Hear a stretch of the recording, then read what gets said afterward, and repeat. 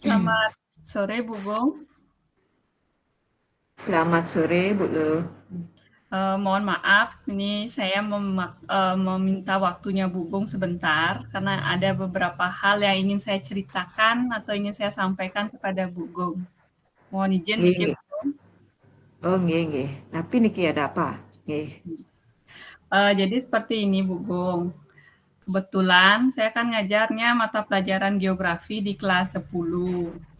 Jadi Nggih. ada salah satu siswa saya nih yang kelihatan tidak semangat dalam proses pembelajaran di kelas.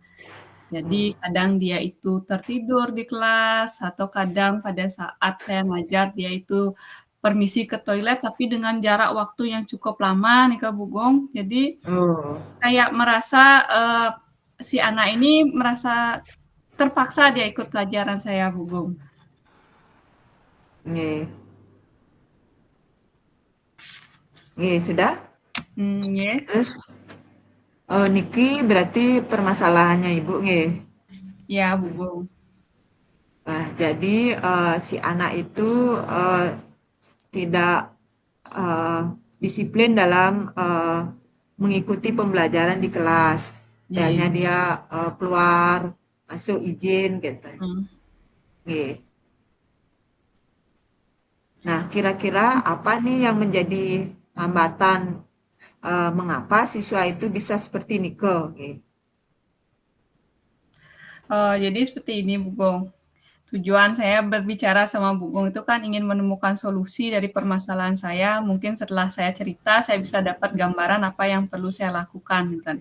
Nah, jadi pada saat saya lihat atau saya telusuri si anak kenapa dia sering keluar masuk kelas, kemudian kadang dia tidak ada di kelas pada saat saya mengajar, ternyata menurut si anak pelajaran geografi itu sedikit membosankan, Gong. Karena Hmm, si anak merasa geografi itu kebanyakan menghafal. Karena dia tidak sanggup untuk menghafal, jadi dia merasa bosan dan merasa tidak senang dengan pelajaran saya seperti ini, kok. oke. Nah, kalau boleh tiang tahu Niki, Bu Lode Niki biasanya dari skala 1 sampai 10, kira-kira saat ini ada di mana Nike dan mau merubahnya ke angka berapa Nike? Mungkin dari proses pembelajaran, kalau dari refleksi yang saya lakukan, pembelajaran saya itu mungkin masih kurang menyenangkan untuk anak, di Oke. mana konten yang saya berikan itu masih monoton itu saja.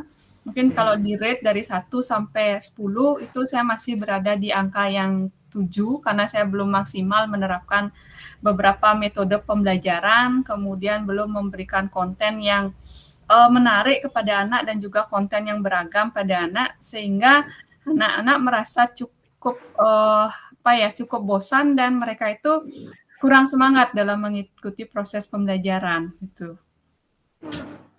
Eh, Mungkin kira-kira bisa diceritakan enggak kenapa masih di angka 7? Eh, apa bisakah ditingkatkan lagi? Ibu maunya angka berapa nih ke dari 1 nih ke sampai 10 nih ke? Ada enggak niat untuk meningkatkan metode pembelajaran nih ke? Oh, yeah. Jadi kalau untuk metode pembelajaran sepertinya saya akan mencoba beberapa metode-metode yang baru dalam proses pembelajaran saya nanti, sehingga nanti juga akan menambah konten-konten dalam pembelajaran, sehingga dari rate 7 itu bisa paling tidak mendekati rate yang ke-10 ya, sehingga nanti siswa itu atau pembelajaran itu bisa membentuk pembelajaran yang berpihak kepada siswa. Nih, bagus sekali nih ke ide dari Bu Lode. Nah, kalau boleh Tiang tahu apa nih kekuatan dari Bu Lode nih yang Ibu bisa ambil untuk meraih tujuan tersebut nih kok? Kalau kekuatan yang saya miliki untuk mencapai tujuan yang tadi saya sampaikan kepada Bugong, itu yang pertama itu adalah keinginan untuk mengubah metode dalam proses pembelajaran yang awalnya hanya metodenya monoton itu saja, nanti akan saya rubah metodenya menjadi metode yang lebih berdiferensiasi, yang kemudian metode pembelajaran yang berpihak kepada siswa, dan juga akan melakukan refleksi yang nanti akan menanyakan pembelajaran seperti apa yang diimpikan oleh siswa. Nih, Kenten, bagus sekali niki berarti metodenya sangat bervariasi nih. Seperti yang sudah kita lakukan di model pembelajaran, tapi di kurikulum yang baru niki pembelajaran berdiferensiasi yang akan Ibu terapkan.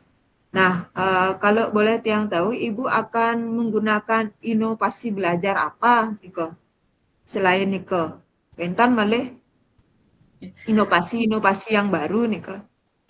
Kalau untuk inovasi-inovasi yang baru, mungkin nanti saya akan upgrade terkait dengan konten dalam pembelajaran mengikuti perkembangan dari konten-konten yang ada, mencari referensi dari internet atau mencari referensi dari media sosial sehingga menambah referensi saya dalam mengembangkan metode pembelajaran dan juga mengembangkan konten dalam proses pembelajaran saya. Nih, eh, menurut Ibu, apakah itu efektif untuk Ibu lakukan di kelas?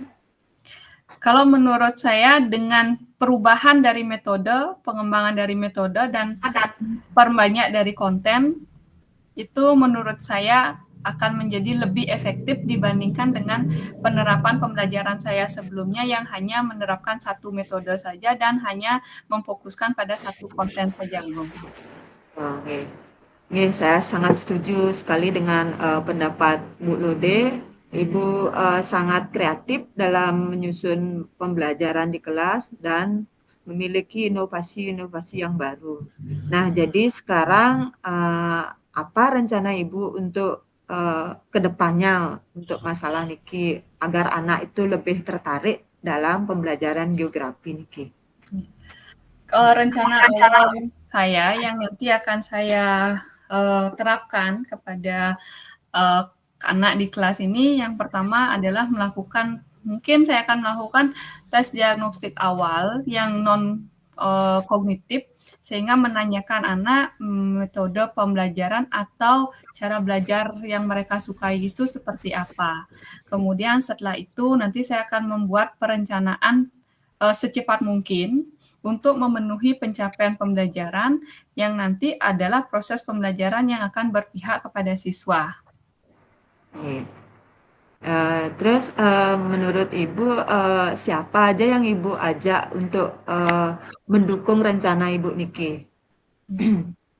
Kalau menurut Yang saya, yang nanti yang akan saya ajak untuk atau yang mendukung dalam penerapan dari perencanaan saya tadi, yang pertama yang jelas itu adalah dukungan dari sekolah, dari kepala sekolah, kemudian dukungan dari rekan sejawat yang nanti akan membantu dalam mengembangkan ide yang saya lakukan, dan juga dukungan dari sarana dan prasarana yang ada di sekolah.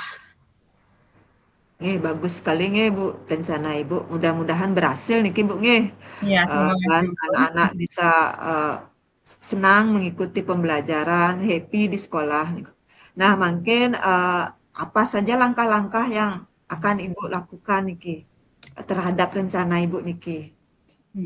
Untuk langkah-langkah yang akan saya lakukan, yang pertama itu pasti akan membuat perencanaan dulu. Hmm. Perencanaan yang matang, yaitu terkait dengan langkah-langkah pembelajaran yang harus dituangkan dalam modul, kemudian setelah itu menyiapkan konten, kemudian menyiapkan beberapa pilihan hasil produk yang nanti akan dihasilkan oleh siswa, sehingga siswa itu dapat menghasilkan produk sesuai dengan kemampuan mereka. Jadi tidak lagi produk itu terfokus pada satu produk, tetapi bisa siswa menghasilkan produk yang sesuai dengan apa yang mereka sukai. Seperti itu, Bu. Oke. Nah, kira-kira kapan nih Bu lo akan melakukan hal tersebut nih Kak? Untuk waktu itu akan saya lakukan secepat mungkin nih Kak, karena semakin cepat pelaksanaannya, maka akan semakin cepat juga bisa melakukan refleksi, perbaikan sehingga dapat menciptakan pembelajaran yang menyenangkan bagi siswa. Eh, bagus sekali Niki nge, Bu nge. Saya sangat mendukung Niki. Mudah-mudahan semua berjalan dengan lancar dan sesuai dengan harapan dari Bu Lo. Eh, terus mungkin kira-kira apa nih kesimpulan dari kegiatan bincang-bincang kita malam hari ini Niki? Iya.